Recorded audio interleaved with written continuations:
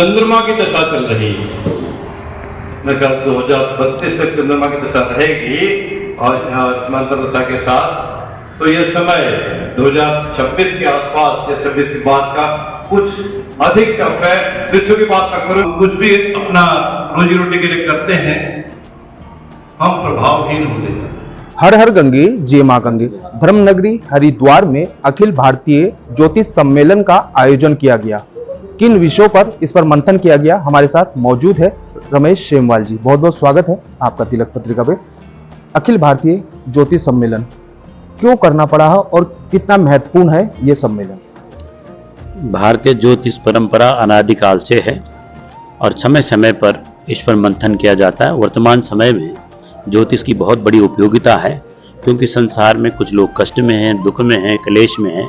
उसका निवारण ज्योतिष विद्या के द्वारा, वास्तु विद्या के द्वारा, अंक शास्त्र के द्वारा किया जाता है।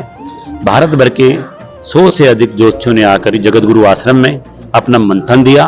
उन्होंने कहा कि 2.5 वर्ष भारत और विश्व के लिए बहुत ही खराब हैं।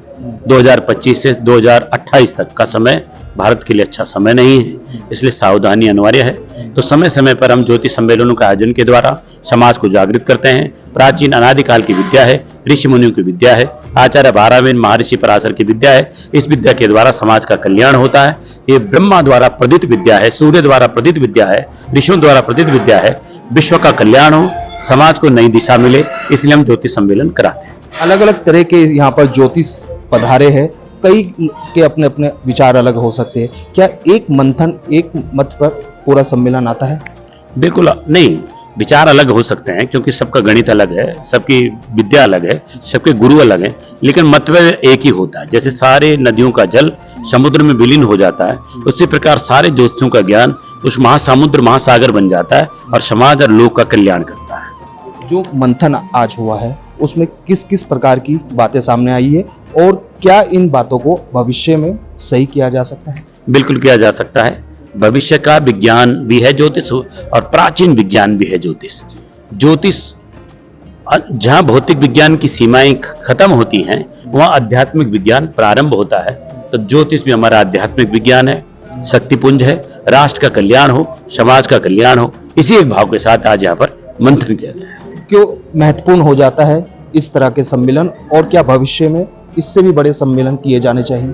बिल्कुल किए जाने चाहिए। हम तो 500 लोगों का सम्मेलन करा चुके हैं, बद्रीनाथ जी में, गंगोत्री में, जगतगुरु आश्रम में, रुड़की में, हरिद्वार में, हिमाचल में। ये क्यों किए जाने चाहिए? समाज को प्राचीन विद्याओं की जानकारी, हमारी युवाओं पीढ़ी को, समाज को वास्तुशास्त्र की, ज्योतिष शास्त्र की, अंक शास्त्र की जानकारी मिले और सही जानकारी मिले और विद्वानों द्वारा मिले, जो ज्योतिष के ऑथेंटिक आचार्य हैं, जिन्होंने विश्वविद्यालयों में पढ़ाई की, ज्योतिष आचार्य किया, PhD किए, उन विद्वानों के द्वारा समाज का कल्याण। आज के वक्त में देखने में आता है डिजिटल युग चल गया है, डिजिटल के माध्यम से अब ज्योतिषाचार्य भी कर रहे हैं। क्या पहली पद्धति और इस पद्धति में आप अंतर देखते हैं? अब कुछ लोगों ने कंप्यूटर का वो कर लिया है, गणित करते नहीं है, साधना रही नहीं। पहले तो प्राचीन युग में ऋषि योग के द्वारा, ध्यान के द्वारा, तप के द्वारा सब कुछ जान लेते थे। अब वो व्यवस्था समाप्त हो गई है, लेकिन मुझे यकीन है कि हम जो प्रयास कर रहे हैं उसमें हम सफल होंगे।